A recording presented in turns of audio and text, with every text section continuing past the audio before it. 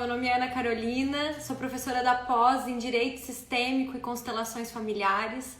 Tô aqui pra gente conversar um pouquinho. Olha ali, Alberto, meu aluno.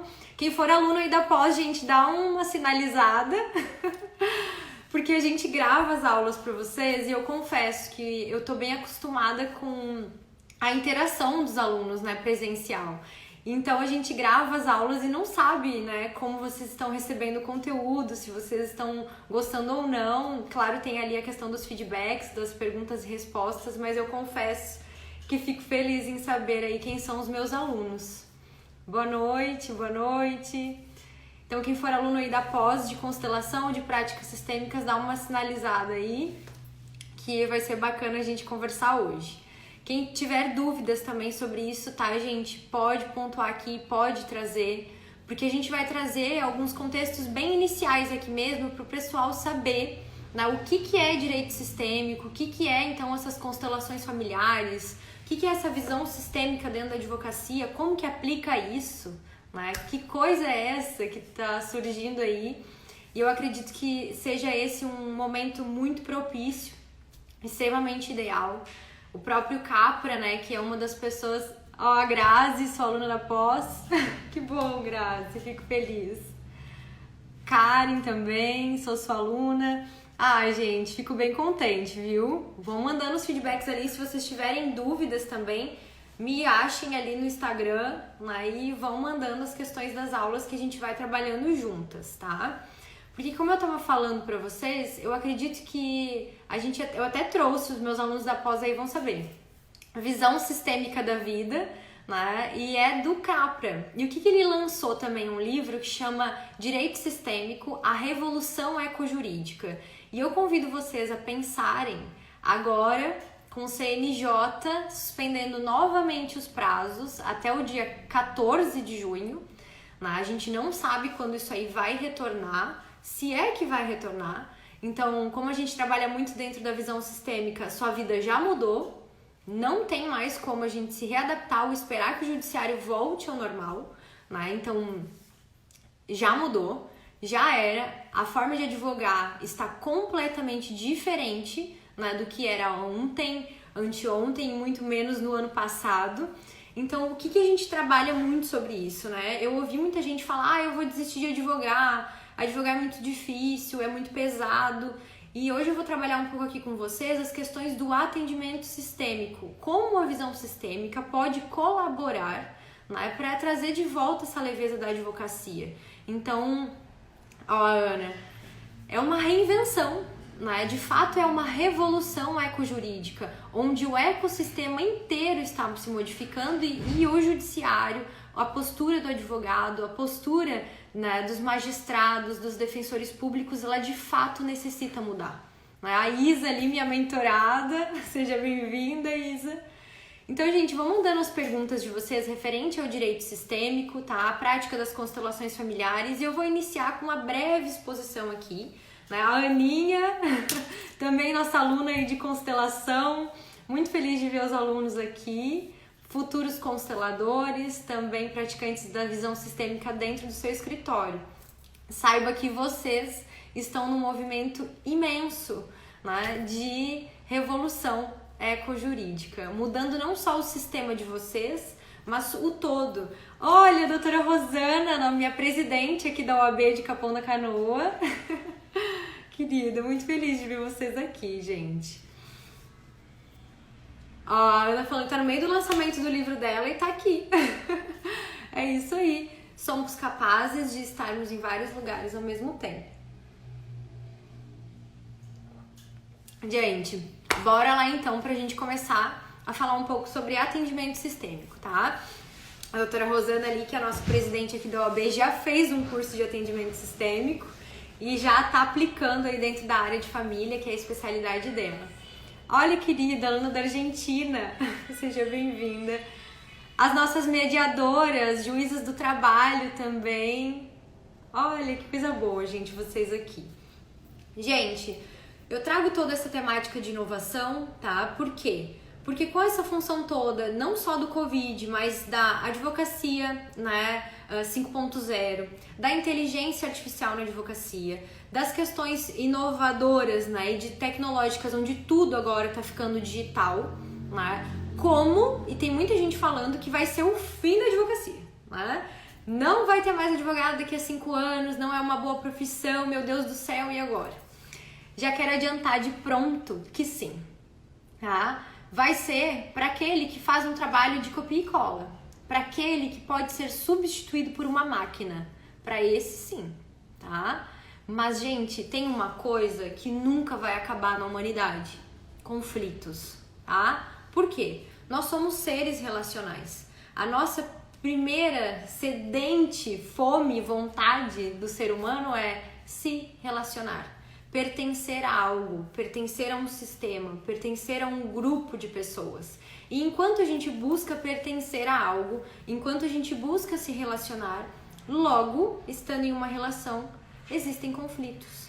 Então, enquanto houver vida, haverá conflitos, tá? A única diferença entre um advogado, né, da advocacia artificial, entre um robô, né, e um advogado que só copia e cola é mínima. Agora, a diferença entre um robô e um atendimento humanizado é extrema, tá? E é esse o destaque do profissional que souber e que tiver habilidades, primeiro, de negociação, estratégia, percepção, tá? Dentro da advocacia.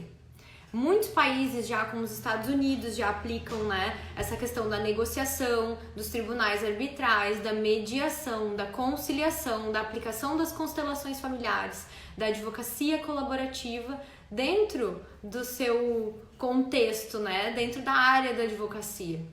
Aqui no Brasil, isso é algo bem novo, né? A gente tem aí com o novo CPC os meios adequados, que antes eram meios alternativos de resolução de conflito, hoje a gente fala que são meios adequados de resolução de conflito, e dentro desses meios existe algo chamado constelação familiar, né? Como que a gente aplica isso, Ana? E que é isso, né, de constelação familiar que agora tá todo mundo falando?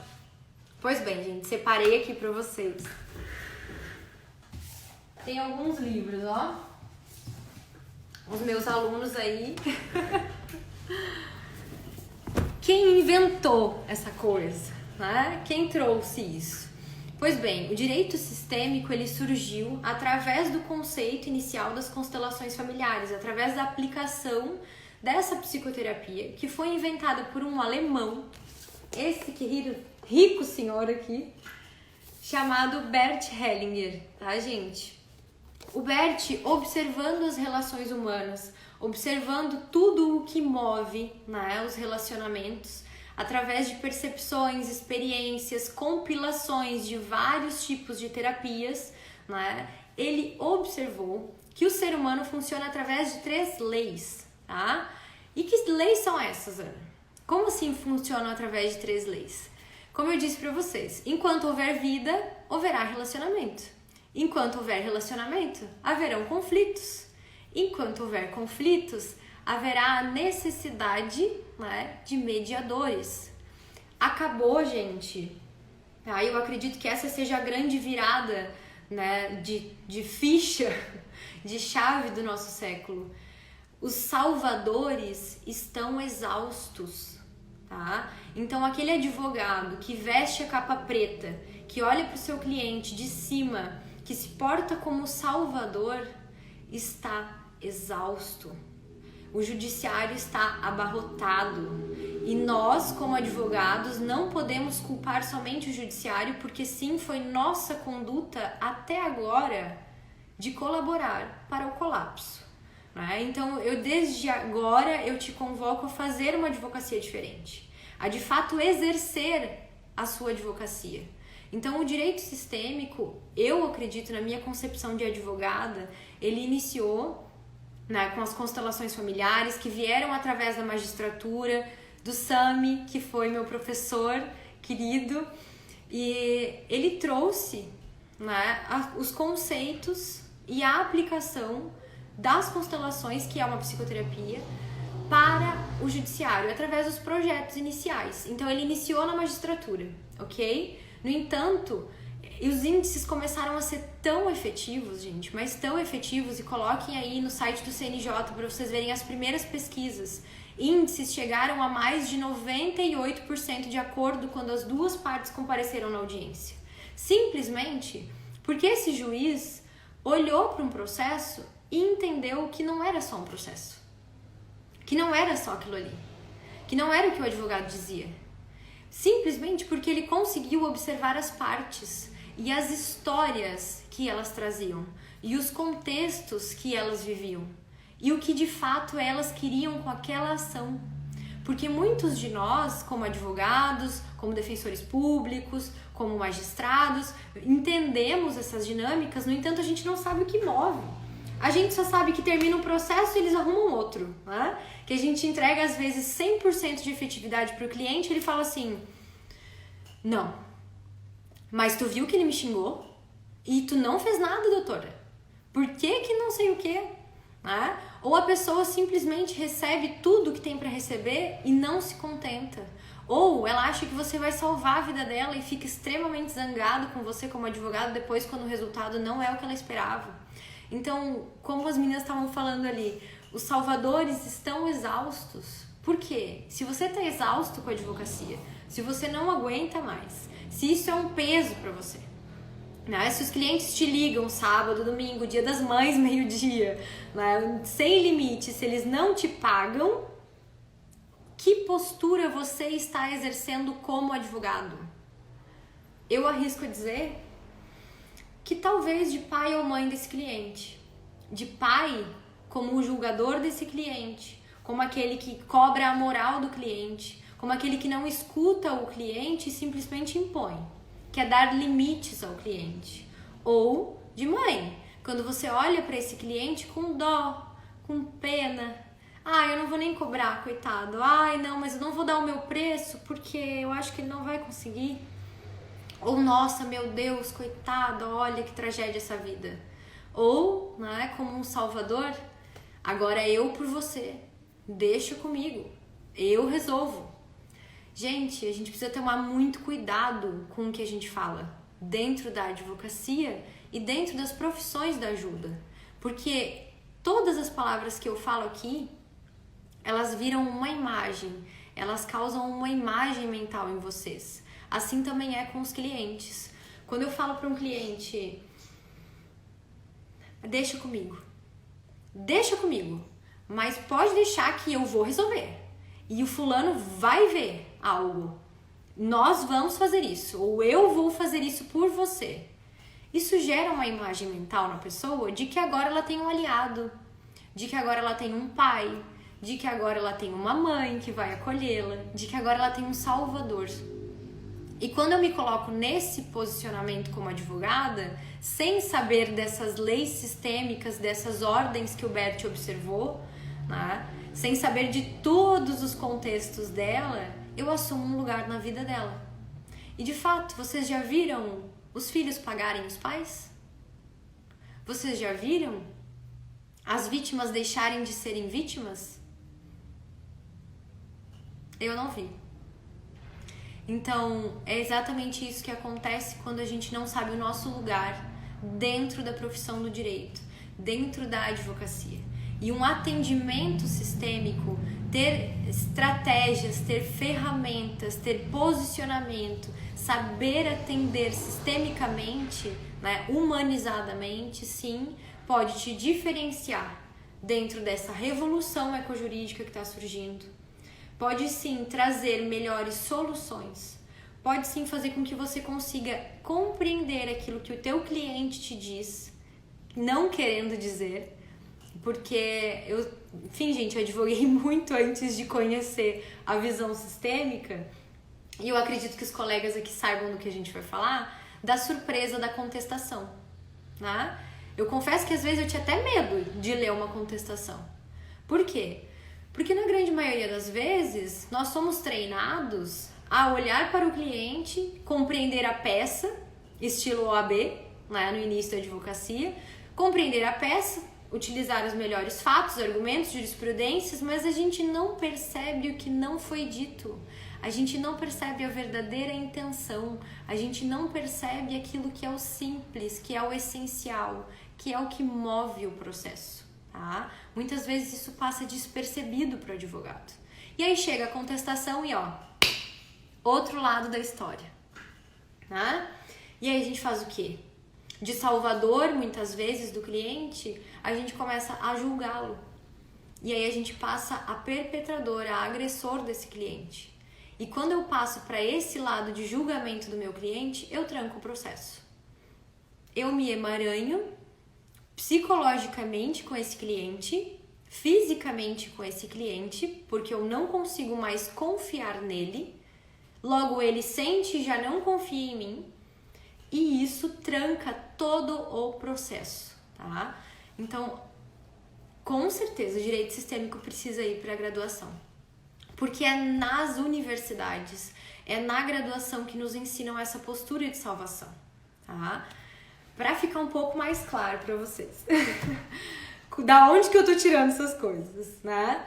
Pois bem, esse senhorzinho, como eu mostrei para vocês, ele criou, né? Criou não, porque ele diz, inclusive na autobiografia dele, que ele não criou nada, que ele viu as constelações, que através da observação dos relacionamentos humanos, ele percebeu padrões, né, de repetição, de comportamento, né, nas famílias, nos sistemas. Então percebam, tá? Pensem comigo. Aqui, meu escritório é um sistema organizacional. Minha família é um sistema. A família de vocês é um sistema, o escritório de vocês é um sistema, a defensoria pública é um sistema, o judiciário é um sistema. O cliente tem um sistema próprio também, né? Cada um de nós pertence a muitos sistemas. No entanto, nós pertencemos inicialmente a onde a gente nasceu. Nosso sistema de origem, nossa família de origem. E é esse sistema, gente, que o Bert fala, que a gente acaba reproduzindo depois nas nossas relações. Inclusive na nossa profissão. Porque se você está aqui me ouvindo, você é do direito. Ou no mínimo tem uma inclinação para isso. Então, responde aí para mim. Quem você queria salvar na sua família? Quem? Pensa aí comigo. Quem eu queria salvar? Ou que ordem eu queria colocar? A pessoa que vem para o direito, ela sente dentro dela um instinto de colocar algo em ordem. Ela quer salvar alguém. Ela olha por alguém. Ela queria que algo fosse diferente dentro do sistema dela. Ela tem uma injustiça que a move buscar algo, tá? No entanto, isso que nos move para a faculdade de Direito, a gente fala meu pai. Exatamente. Isso que nos move a buscar o direito, essa paixão inicial, esse amor cego daquele filho que queria fazer algo diferente, aquela indignação de que queria ser ouvido, né, de que queria fazer alguma coisa dentro da família de origem, literalmente justiça, como diz a Ju, né? Isso nos move para o curso. E quando a gente, ao invés de olhar para os nossos clientes, olhamos, né? Aqui está meu cliente, aqui está o motivo pelo que eu vim no direito. Meu pai, minha mãe, ali estão falando exato, eu queria, né, fazer algo diferente. E quando eu olho para o meu cliente enxergando a minha família de origem, a minha intenção de salvar, eu não olho para o meu cliente. Eu olho para isso aqui. E é isso aqui que faz... Vocês já ouviram aquela expressão, não dá para advogar em causa própria? Que faz com que você advogue em causa própria pelos seus clientes. Que faz com que você se embole nisso. Que faz com que às vezes você nem sequer o escute. E dificulte a resolução de um processo. Então, atender humanizadamente, ter essa visão sistêmica, muita gente confunde, né? Nossa, visão sistêmica é ser bozinho demais, é paz e amor, advogado não quer conflito. Não. É você simplesmente abandonar a sua intenção de salvação, que só tranca a sua advocacia, que deixa ela pesada, que faz você se remeter inconscientemente às dores lá da sua criança, que faz você reviver vários padrões, que faz você não conseguir cobrar, que faz você não conseguir receber, que faz os clientes não te respeitarem. Tirar a intenção e colocar literalmente a posição de servidor da justiça, aquele que serve à justiça, o advogado, aquele que serve à justiça, o defensor público.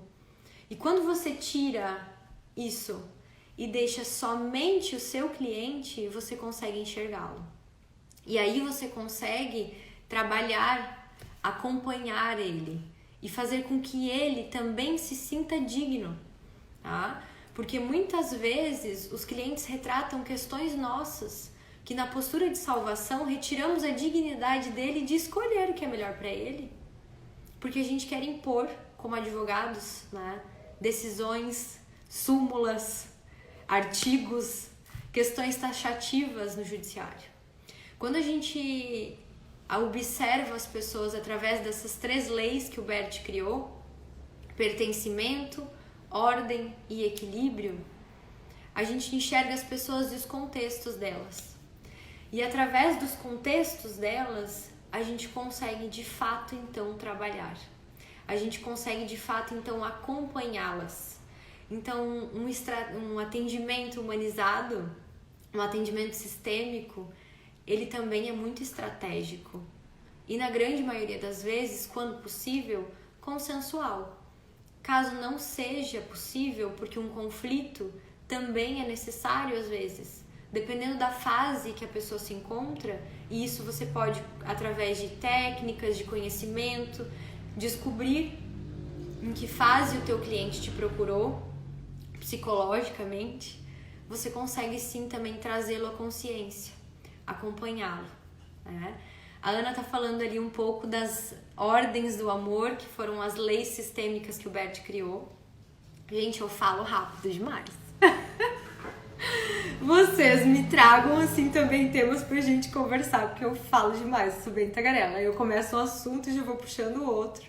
Mas eu preciso saber, né, se vocês estão aí ok. Então, vamos conversando junto e tragam também suas questões, né, direcionadas aí às dificuldades da advocacia, da exerção, né, do exercício do direito, e a gente vai conversando.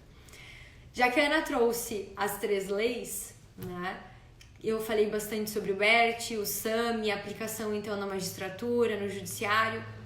O que é essas 3 leis, né? Como que eu observo isso? Pois bem, vamos lá? Prontos aí? É assim como a lei da gravidade, gente. Eu posso me atirar do prédio aqui do meu escritório, que era no 9º andar, e achar que eu não vou me estabacar. Eu também posso entrar numa relação com o meu cliente como o pai dele, né? Ou como uma criança que reivindica algo do cliente, ou posso acolhê-lo como mãe dele e achar que isso vai dar certo, né? Eu posso me relacionar com alguém teimando sobre as leis do amor, sobre as leis sistêmicas e achar que vai dar certo. É a mesma coisa de eu querer me atirar do prédio, tá? Porque as leis sistêmicas, elas atuam nas relações assim como a lei da gravidade. Nós querendo ou não. Então, que leis são essas, né? Primeira delas, pertencimento. Ultra resumido aqui para vocês. Pertencimento. O que diz a lei do pertencimento? Né? Todos pertencem. Ponto. Ninguém pode ser excluído. E o pertencimento é um dos maiores anseios que o ser humano tem. Percebam, a gente nasce numa família de origem. E como filhos, os filhos amam muito os pais, o Bert diz isso. E nós amamos muito os nossos pais, mesmo aqueles que dizem que odeiam os pais. A alma de um filho ama profundamente um pai, né? Os filhos sempre buscam algo ali. Então, quando a gente nasce nesse sistema de origem, nós não temos escolha, gente. A epigenética já confirma isso, né? Trazemos deles as células e todos os códigos genéticos. A epigenética dentro da área da medicina fala 4 gerações, né? As constelações falam 7. Então imaginem que atrás de mim tem meus pais, meus avós, meus bisavós, meus tatravós, meus tios, meus irmãos, né? E todas as pessoas que pertencem ao meu sistema familiar. E essas pessoas tiveram experiências boas e ruins, traumas, feridas, né? A palavra trauma significa ferida. Então, questões que elas viveram, sonhos que elas viveram, coisas que aconteceu com elas, tudo isso, por sobrevivência, foi se moldando, né? E isso gerou um código genético. E isso veio pra mim, assim como veio pra você, né? Sim, você é seu pai e sua mãe, 100% de cada um, e todo o resto dos seus antepassados. Então, sim, você carrega dentro das suas células que fazem esse tecido, que fazem o seu corpo inteiro, os tecidos dos seus órgãos, tá? Todas as histórias dos seus antepassados. Você querendo ou não, todos pertencem. Quando o filho, né, não quer se sentir excluído do sistema familiar, ele respeita cegamente as regras, tá? E o que isso tem a ver com relação, Ana? Acho que você tá ficando louca. Tudo. Eu quero perguntar pra vocês, me digam um ditado familiar da família de vocês, tá? Um ditado familiar da família de vocês.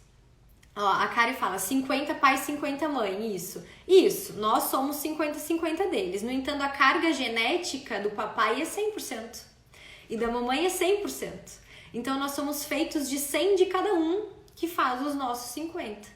Ou seja, eu não tenho meu pai pela metade, eu tenho meu pai 100% em mim. Eu tenho minha mãe 100% em mim. Isso me faz 100% deles, né? Essa mistura do 100% deles, tá? Mas assim, se fica mais fácil ilustrar, né?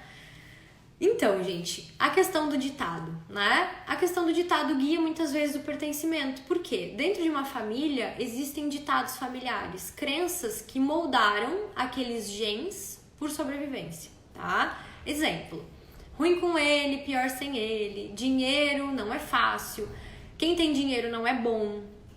Ai, deixa eu ver o que mais que me falam lá na minha família. Que tudo é muito difícil, que a gente não ama quem não conhece, esse é um ditado da minha mãe, não ama quem não conhece. Então a gente contém muito, né, essa questão de conhecer, ó, a fruta não cai longe do pé, a desconfiança, né, estar sempre comparando, olhando o contexto familiar. Vão escrevendo aí os ditados de vocês. E através desses ditados que formaram a consciência daquele sistema, né, aquelas crenças todas daquele sistema, o filho... O assunto é direito sistêmico, Andréia. Aplicação do direito sistêmico no atendimento humanizado, tá?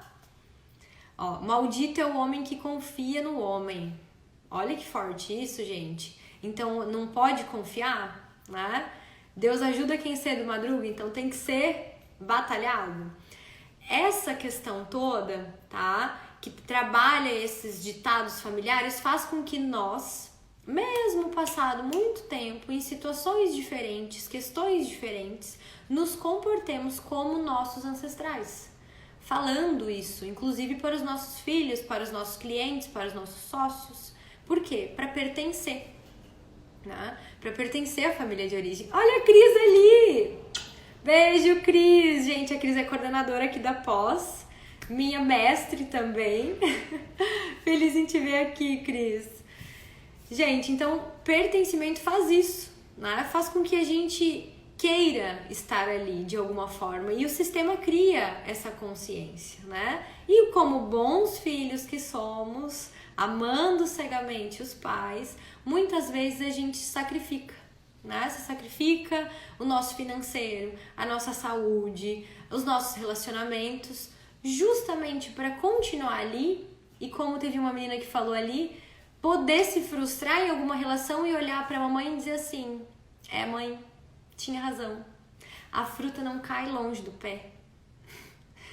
Mãe, eu tenho que trabalhar mais mesmo, porque Deus só ajuda quem cedo madruga, então as coisas não vêm fácil para mim. Tá?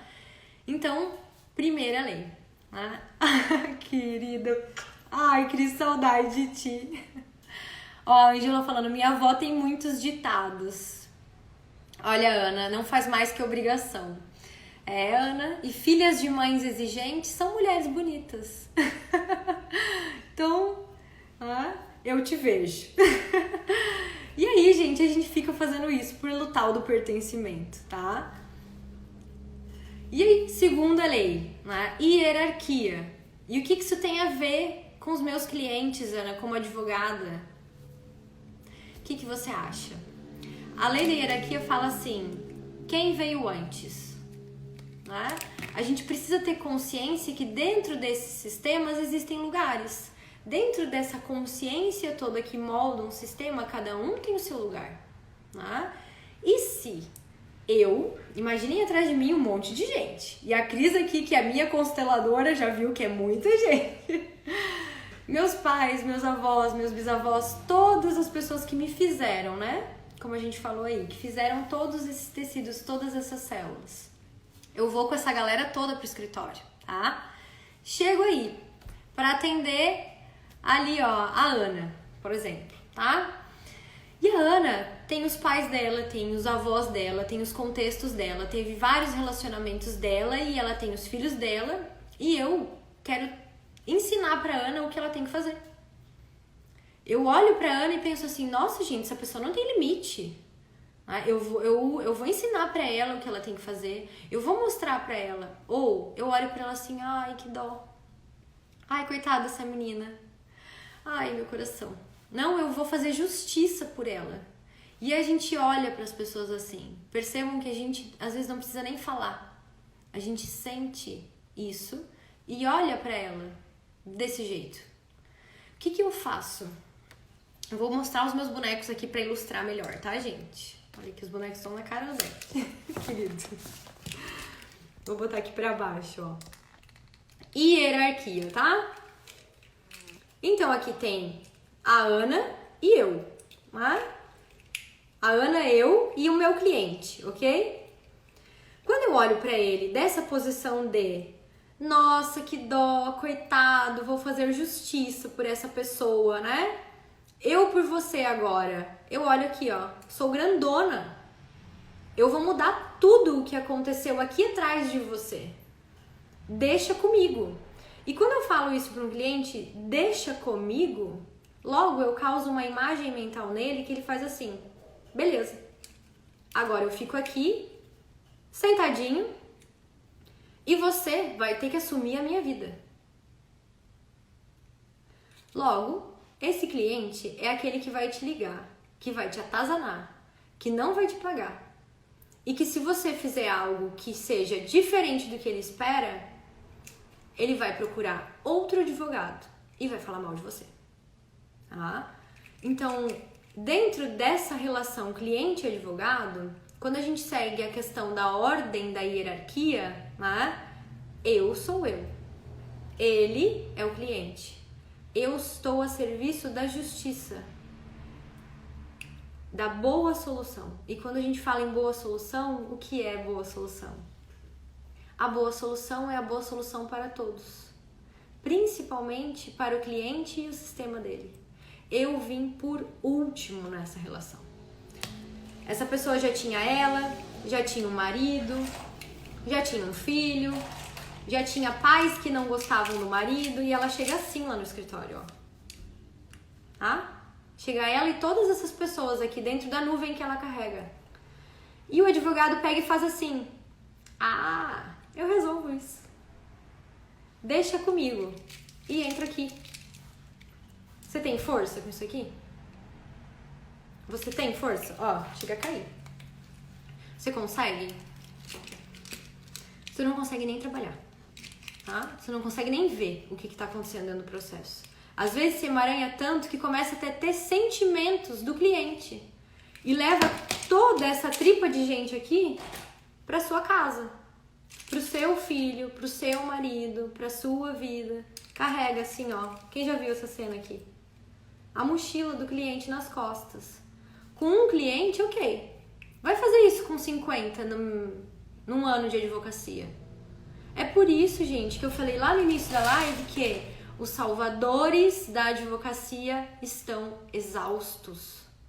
O advogado salvador está exausto. E nós estamos vivenciando nesse momento com essa revolução, literalmente revolução ecojurídica desse sistema que está em colapso, a necessidade de inovação, humanização, negociação e estratégia e pela primeira vez postura de advogado. Advogado, aquele que é chamado a socorrer. Esse é o significado da nossa palavra, do nosso nome, da nossa profissão.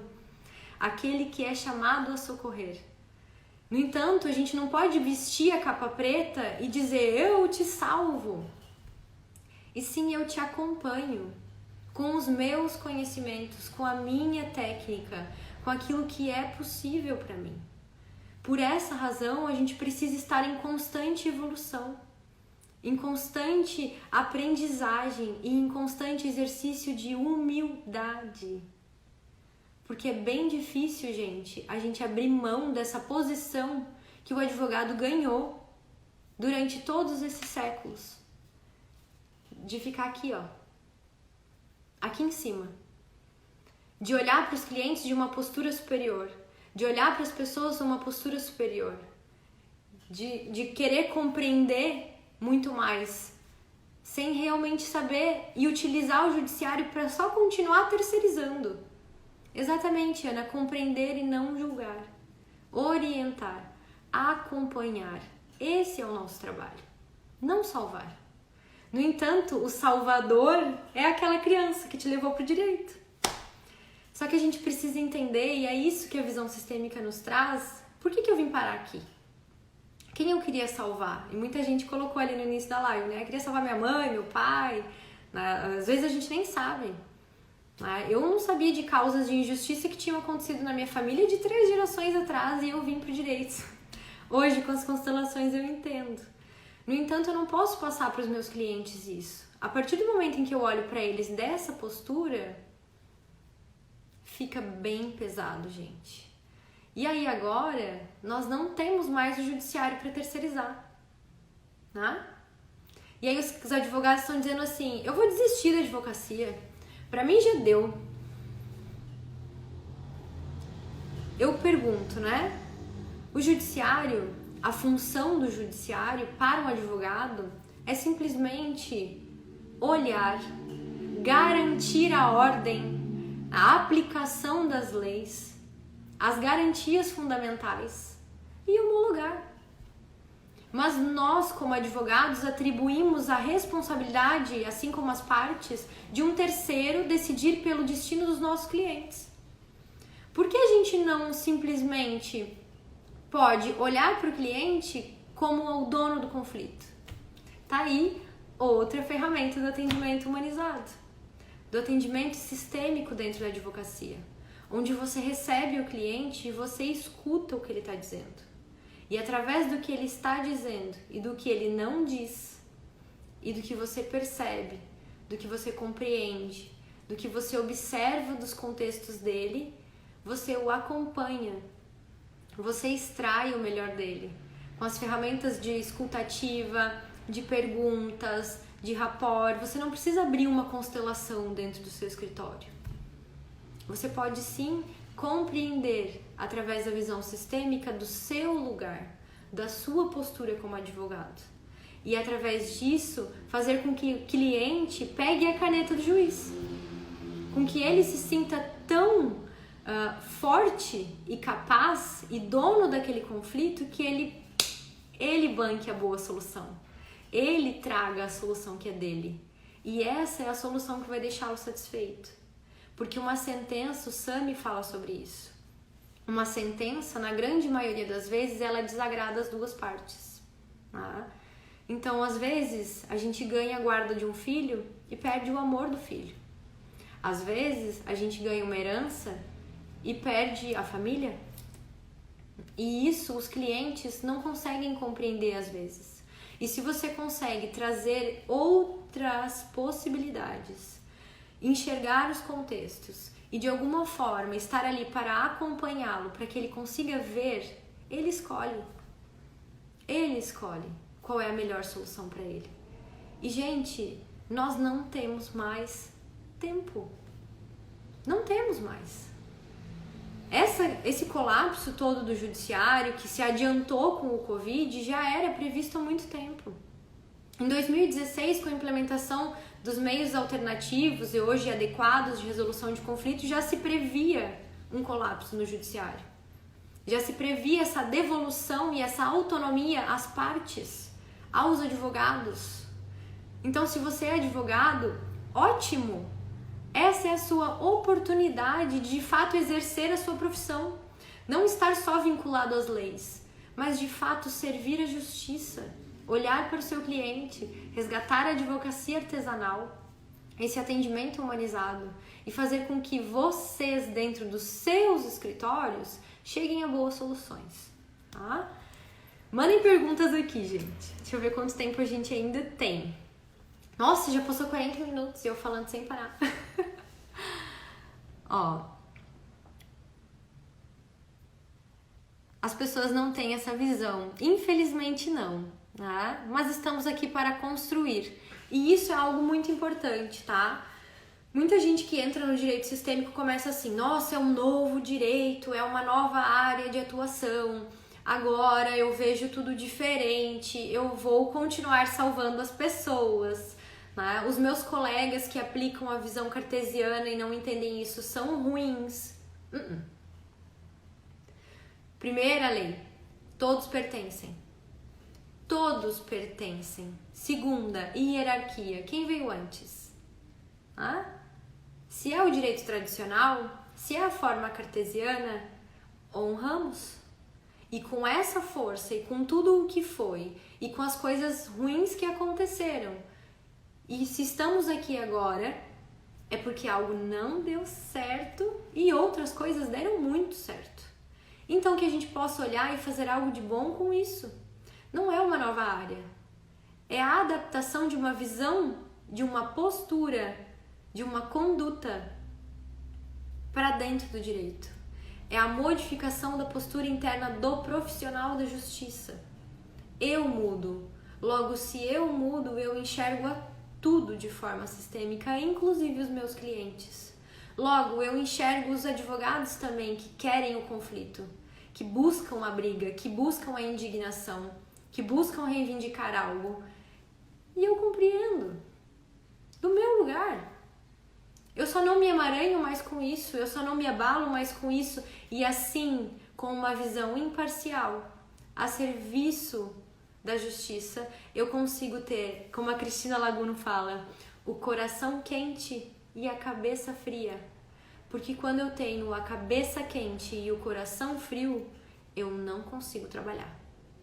Eu advogo em causa própria, em nome dos meus clientes. E aí, querido colega, a responsabilidade é sua. Porque um advogado que tem a cabeça fria e o coração quente, ele acompanha, ele é responsável com o cliente. Com o cliente pelos seus conhecimentos técnicos, prazos, petições, as ferramentas que utiliza, com o cliente.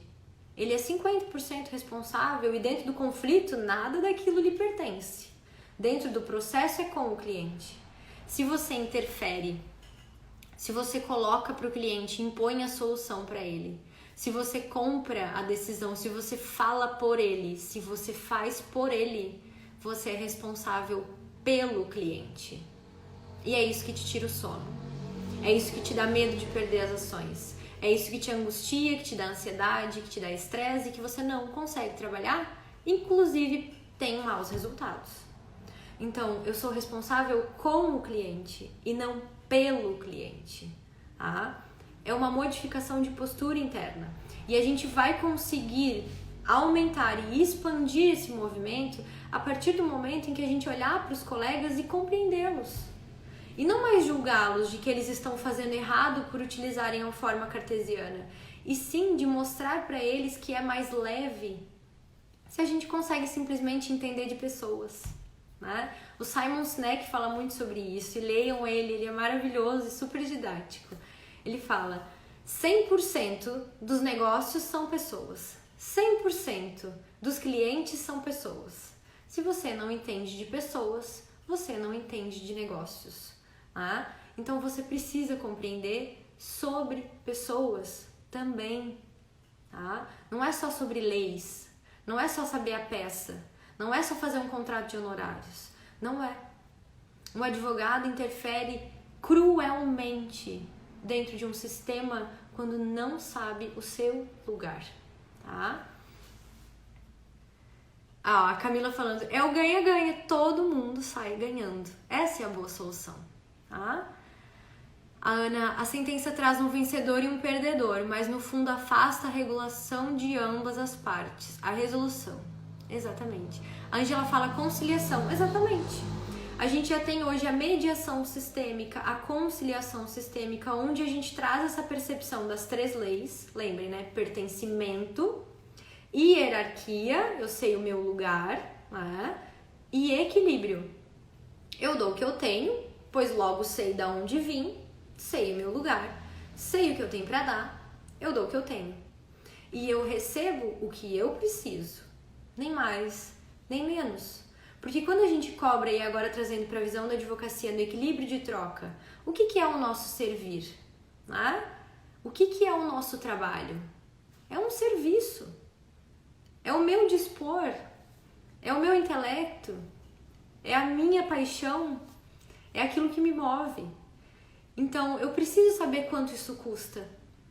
Porque quando eu dou mais do que recebo, logo eu entro numa posição, às vezes, de achar que o meu cliente não é capaz.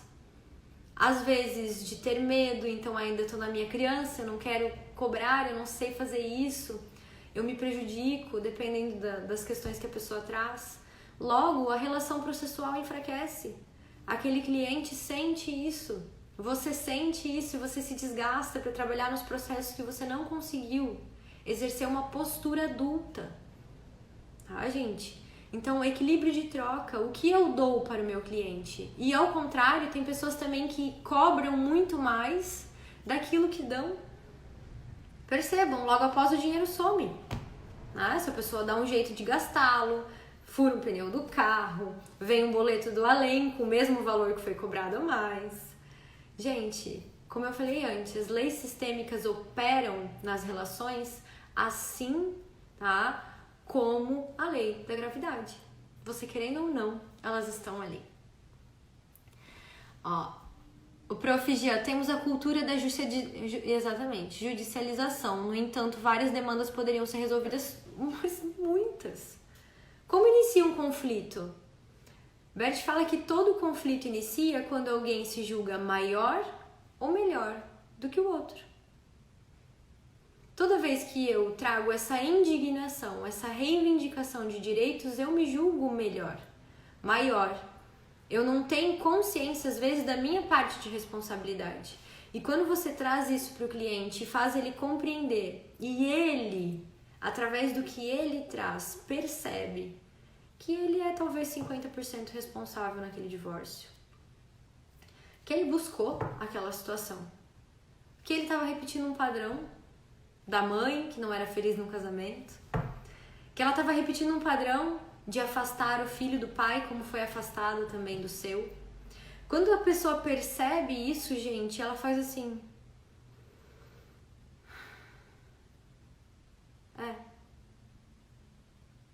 Essa é a minha responsabilidade.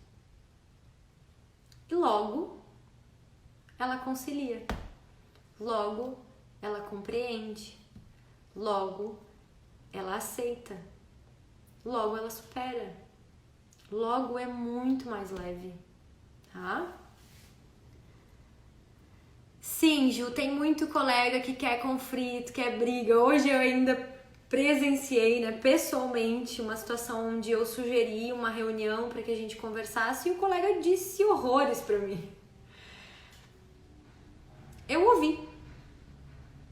Eu simplesmente ouvi e ele ficou mudo no telefone esperando que eu o agredisse de volta. E eu disse, tudo bem, eu vou peticionar. Que pena. E eu falei pra ele, eu sinto muito. Eu acredito de verdade que a gente poderia ter resolvido isso. Ele deve ter achado que eu era louca, porque eu não briguei com ele de volta. E era isso que ele esperava. E tá tudo certo. Assim como o constelado encontra o constelador que merece, o cliente encontra o advogado que merece. Tá? A Camila, Ana, você não acha que essa visão já vem com cada um?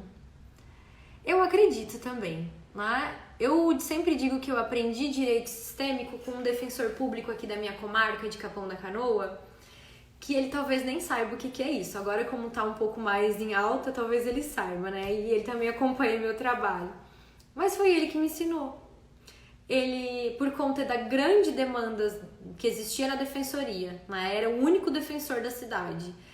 Ele nos ensinou que a gente tinha que conversar com as pessoas de uma forma diferente, que a gente tinha que acolher. Às vezes ele chamava a família inteira, chamava o resto todo, chamava todo mundo, fazia reuniões coletivas, conversava com todo mundo e resolvia as coisas. E assim eu aprendi a fazer direito. Fiquei 3 anos na Defensoria Pública. Ali eu vi um dos maiores advogados sistêmicos que eu conheço, sem saber que ele já fazia direito sistêmico. Então sim, isso nasce com a pessoa. Mas se não nasce, sempre é tempo dela aprender, né? Sempre é tempo da gente aprender as leis sistêmicas. Gente, eu quero deixar aqui pra vocês, tá? Uma dica. Eu vou deixar aqui um link, depois o pessoal da Verbo vai publicar um link que é pro pessoal cadastrar ali, que quem assistiu a live, se cadastrar nesse link, vai estar participando aqui também e vai ganhar um cupom de desconto pros cursos de atendimento sistêmico e a pós-graduação também, tá? Então quem assistiu a live, clica nesse link aqui depois que o pessoal vai estar publicando e se cadastra lá porque vai ter desconto. Quem ficou aí participando com a gente até o final, não perde, tá, gente? Porque é sempre muito bacana os descontos que a Verbo concede aqui. Eu sou muito feliz e muito grata pelo convite da Cris, que tá nos assistindo, que é a coordenadora da pós, que introduziu com excelência, né, um time de professores, o conteúdo programático e preparou com muito amor e carinho essa pós-graduação para todos os alunos. Então, esse é passo inicial da Cris, de disseminar a visão sistêmica pelo Rio Grande do Sul, tá? Então, muito feliz que vocês estejam tendo essa percepção de inovação, principalmente nesse momento, tá, gente? Por quê? O que o advogado vai fazer com esses prazos todos suspensos? O que o futuro da advocacia espera? De novo, a gente vai trazer isso. Inovação, humanização e estratégia. Não temos mais tempo de vida para perder em 5, 10 anos de processo. Tempo físico, financeiro, emocional, desgastes, ninguém mais quer isso. Daqui a 5 anos a gente nem sabe mais em que estágio a humanidade vai estar. Quem dirá fazer uma ação de divórcio que dure em torno de 5, 10 anos, como a gente vê as coisas tramitando. As pessoas querem cada vez mais rapidez, agilidade, né? E é isso que o advogado sistêmico tem que ter, essa percepção, tá? De agilidade, de percepção, de sintonia, de intuição, de conexão, humanização. E é só desse lugar de quem veio bem por último. E esse é o lugar do advogado, gente. Vamos ter que abrir mão da capa preta, vamos ter que descer do salto e vir por último. E olhar para esse cliente como aquele que tem a solução. Assim a gente constrói juntos uma boa solução. E essa boa solução, ela é boa para todos, como a gente falou antes. Muito mais efetiva, muito mais ágil, muito menos custosa. E ela reflete, assim como uma pedra num lago, em toda a família dos clientes, tá? Então, sim, dependendo do nosso posicionamento, nós temos responsabilidades, percebam, em traumas dos divórcios, né? Em problemas familiares gravíssimos, em filhos e irmãos que não se falam mais, às vezes pela forma com que o advogado escreve em uma petição. Comecem a se observar um pouco mais.